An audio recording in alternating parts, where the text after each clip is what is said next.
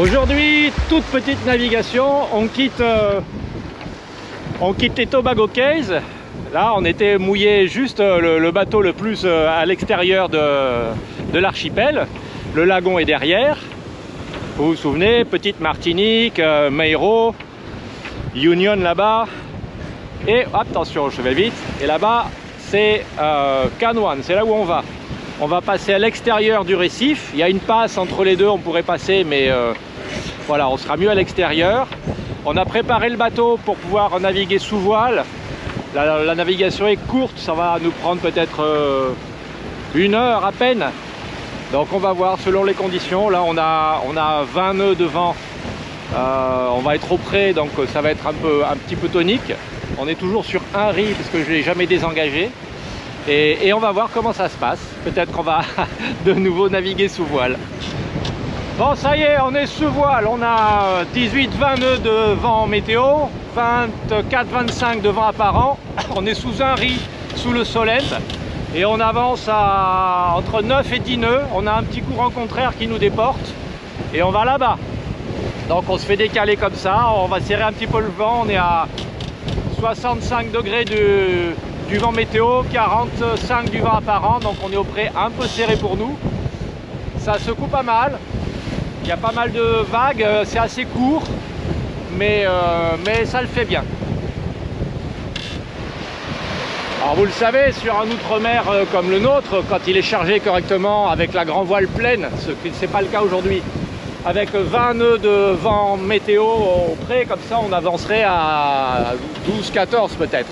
Mais pour nous ça va bien, regardez les étraves derrière, quand c'est blanc comme ça, c'est que ça marche. Voilà, nous voilà à l'ancre dans la baie de Canoan.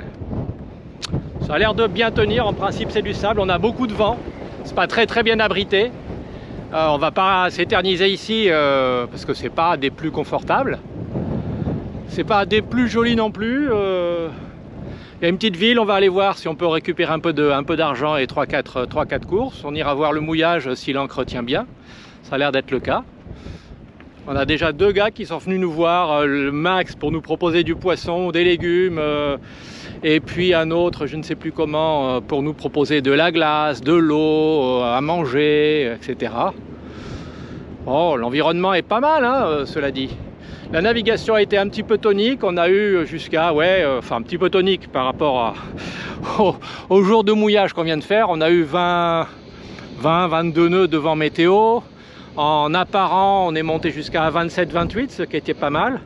Alors je confirme que les 2 coques de Tiama sont pas symétriques. Quand on était tribord à mur, donc le vent pour les profanes, le vent qui soufflait dans ce sens-là sur les voiles. J'arrivais à tenir, j'ai barré tout le long, j'arrivais à tenir, je vais inverser la caméra, voilà, comme ça c'est plus facile pour moi pour parler. J'arrivais à tenir 50 degrés du vent météo et 30-35 du vent apparent, parce qu'on avait un courant qui nous déportait vers bâbord, donc dans le même sens que le vent. Et quand on a fait notre virement de bord pour nous rapprocher du mouillage, donc on avait le vent qui venait de bâbord, hein, on était bâbord à mur. Et là, c'était étonnant, on a flirté avec, en angle au vent réel, 30 degrés. Angle de vent apparent 20-22, ce qui est pas grand chose. Les 2 voiles, la grand voile n'était pas étarquée en entier, mais les 2 voiles bien à plat, et ça avançait bien, mieux que de l'autre côté, donc je confirme que Tiama n'est pas symétrique. Et là on a encore du vent, voilà, le bateau tourne, c'est pas moi qui bouge là, hein. C'est pas nous qui naviguons, on se met face au vent. Ça va gigoter comme ça toute la journée et toute la nuit. On va rester 1 jour ou 2, pas plus ici. Après on remontera sur Bécoué et puis on remontera sur Saint-Vincent, Sainte-Lucie et Le Marin, en Martinique. Alors on vient juste de débarquer sur le petit ponton à Canoan. Tiama est mouillé là-bas, tout à fait au fond là-bas. Une petite plage. Et ici ce sont les deux pontons des ferries. Donc il se passe toujours des trucs. Là c'est des types qui chargent et qui déchargent les poissons avec des stocks de glace. Allez, on reprend. Donc ici on est sur les pontons des ferries. Celui-là vient de s'en aller. Il a embarqué, débarqué une voiture, quelques containers. Et vu où il part, je pense qu'il descend sur Union. L'autre là-bas, il arrive. Et je pense qu'il vient soit de Bequia, soit de Saint-Vincent. Et donc je disais, les types là dans les containers, ils sont pleins de glace. Je pense qu'ils déplacent du poisson alors qu'il est pêché ici et qu'il va sur une autre île. Ou réciproquement, je ne sais pas. Voilà, on va essayer de trouver un endroit pour déposer nos poubelles. Hein. Ça c'est le truc classique. Distributeur de billets, il doit y en avoir un pas loin là-bas. Peut-être un endroit pour acheter 2-3 fruits et légumes, mais il paraît qu'il n'y a pas grand chose sur Canouan et que tout est très cher.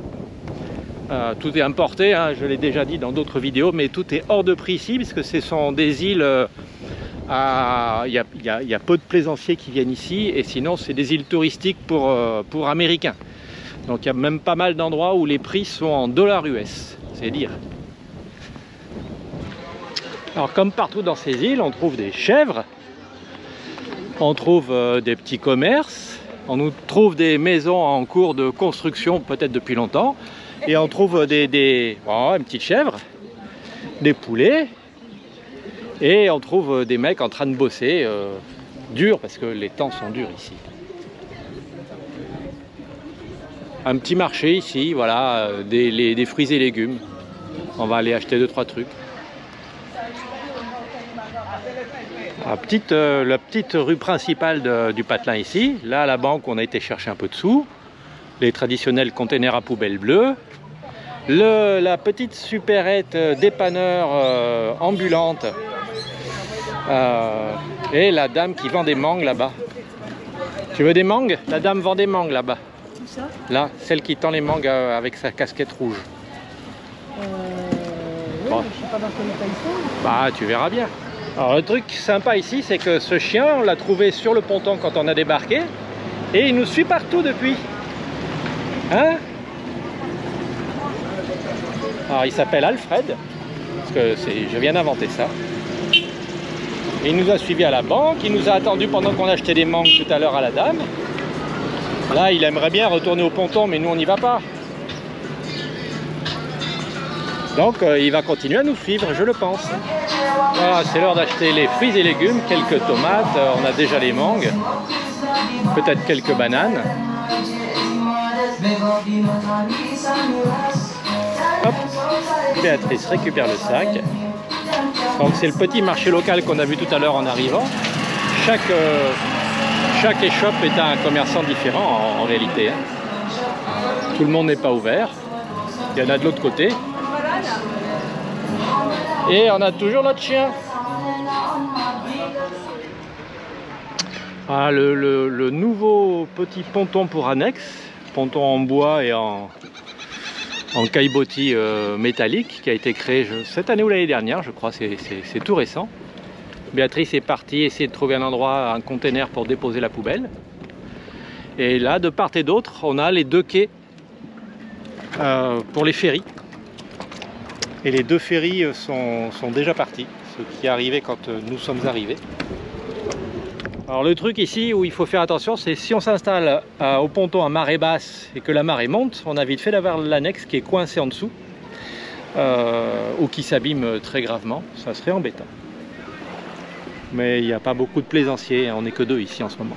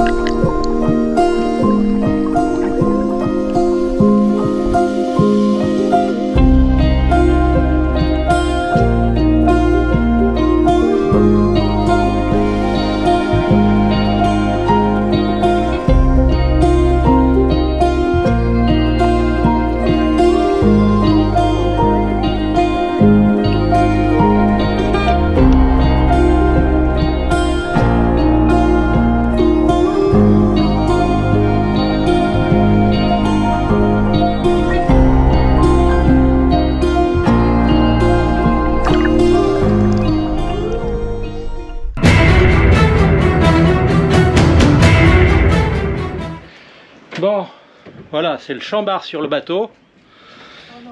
Si, je garde trace de tout. Il est minuit, tout rond. On vient d'avoir une alarme qui s'est déclenchée. Donc il y a du bazar maintenant. On a vidé toutes les cales en bas. Pourquoi? Parce que la pompe de cale qui vide la douche a cassé. Et pour des raisons que je ne m'explique pas, ça remplit les cales une par une. Donc ça fait peut-être 1 ou 2 ou 3 jours que c'est comme ça. Et puis finalement l'alarme a fini par se déclencher, mais pas les pompes, donc je les ai déclenchées à la main. Et voilà, donc c'est cette petite pompe là-bas. Son joint de serrage a cassé. Donc ça, c'est pas fiable du tout.